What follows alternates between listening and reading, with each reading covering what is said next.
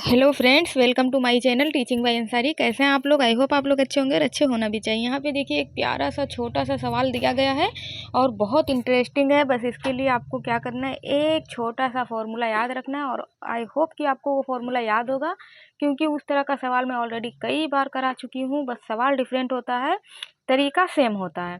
तो यहाँ पे देखिए लिखा हुआ है के किस मान के लिए समीकरण x square plus 2 into k minus 4 bracket close x plus 2k is equal to 0 के बराबर होगा। तो हमसे कुल मिला के ये जो समीकरण दिया गया है, ये एक द्विघात समीकरण दिया गया है और हमसे कहा गया है कि k का मान बताओ, यानी कि मूल बताओ जो k है उसका क्या आएगा। तो एक फॉर्मूला है बी स्क्वायर माइनस 4ac, कहीं ना कहीं इसे श्रीधर आचार्य जी का से मिलता जुलता है ये फॉर्मूला। बी स्क्वायर ये मूल के लिए स्पेशली होता है, द्विघात समीकरण में यूज होता है। बी स्क्वायर माइनस 4ac ये फॉर्मूला आपको याद करना है और इसी के हेल्प से हम इस सवाल को हल करने वाले हैं बहुत आसानी से और बिना किसी प्रॉब्लम के। तो चलिए हम देख लेते हैं। इसमें जो है ये ए इसकी वैल्यू होता है जो पहला पद है, सेकेंड पद जो है बी और थर्ड पद सी होता है। तो बी स्क्वायर माइनस 4ac इसके हेल्प से हम निकालते हैं। तो बी इसको हम मानते हैं, तो बी की वैल्यू यहाँ पे क्या दी गई है, 2k माइनस 4 ब्रैकेट क्लोज।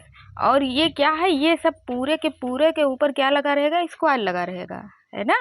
तो अगर हम इसके ऊपर एक बड़ा ब्रैकेट लगा दें तो ये क्या हो जाएगा, इसके ऊपर स्क्वायर लगा है पूरे के पूरे ऊपर।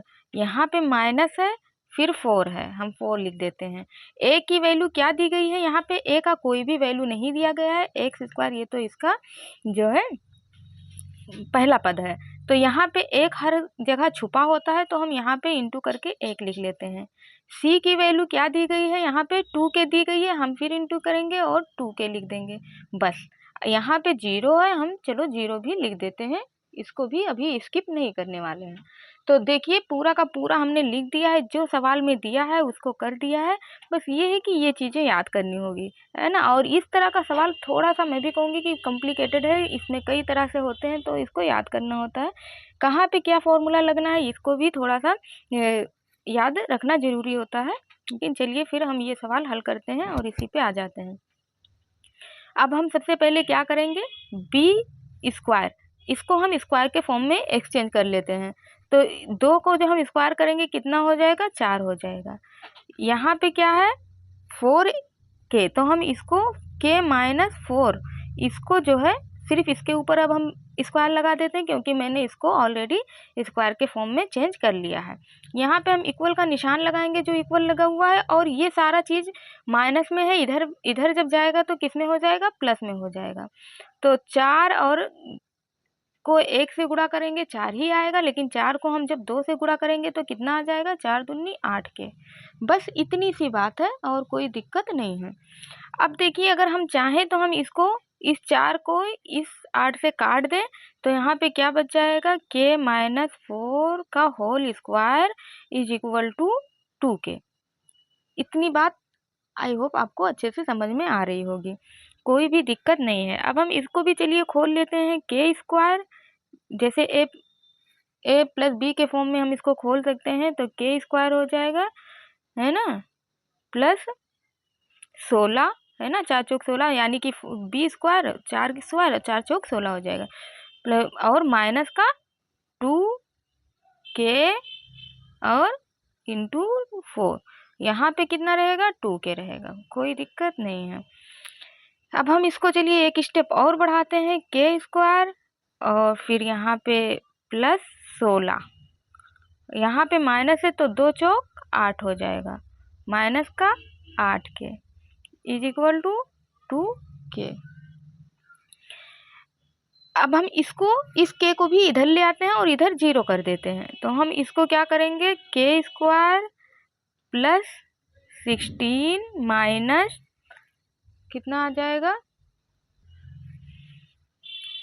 8k, और जब ये इधर आएगा तो ये माइनस में चला जाएगा, माइनस का 2k इज इक्वल टू 0, फिर हम इधर कर देंगे, कोई दिक्कत नहीं है। अब यहाँ पे देखिए माइनस 8k और माइनस 2k, जब ये दोनों ऐड हो जाएगा तो कितना बच जाएगा, k square plus 16 minus 10k is equal to 0। अब जगह की थोड़ी सी कमी है तो हम उधर इसका अगला स्टेप हल करते हैं।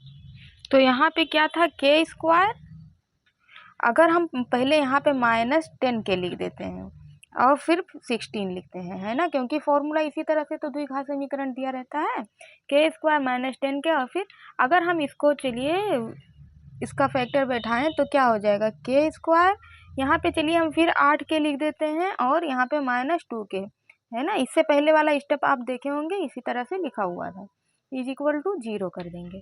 तो यहाँ पे अगर हम k को कॉमन ले लें तो क्या बच जाएगा, k -8 बच जाएगा। और यहाँ पे अगर हम माइनस लगाएं और 2 को कॉमन ले लें तो क्या हो जाएगा, के -8 हो जाएगा। माइनस क्यों, क्योंकि यहाँ वाले माइनस से ये प्लस चेंज हो चुका है, यहाँ पे 0 ही हम कर सकते हैं। अब यहाँ पे देखिए के -8 के -8, तो के -8 को हम ले लेते हैं और यहाँ पे के -2 को हम ले लेते हैं, ठीक है। तो हमसे क्या पूछा गया है कि के किस मान के लिए समीकरण बराबर होगा। तो k की वैल्यू अगर हम निकालें यहाँ पे के -8 इज इक्वल टू 0 के लिए, तो k की वैल्यू कितनी आ जाएगी, इधर जाएगा तो प्लस में 8 आ जाएगा। और इस वाले k की वैल्यू अगर हम निकालें तो k -2 लिखते हैं इज इक्वल टू 0 लिखेंगे, यहाँ पे k है, ये 2 जब इधर जाएगा ये प्लस में चेंज हो जाएगा और यहाँ पे भी k की वैल्यू कितनी आ जाएगी, 2। तो आई होप आपको ये सवाल थोड़ा सा लेंदी है लेकिन समझ में आ गया होगा। मैं कोई स्टेप मिस नहीं करी और बहुत आहिस्ते से बहुत आराम से इसको समझाने की कोशिश की है। तो अगर आपको वीडियो अच्छा लगा तो लाइक सब्सक्राइब करें, शेयर किया करें। Thank you for watching.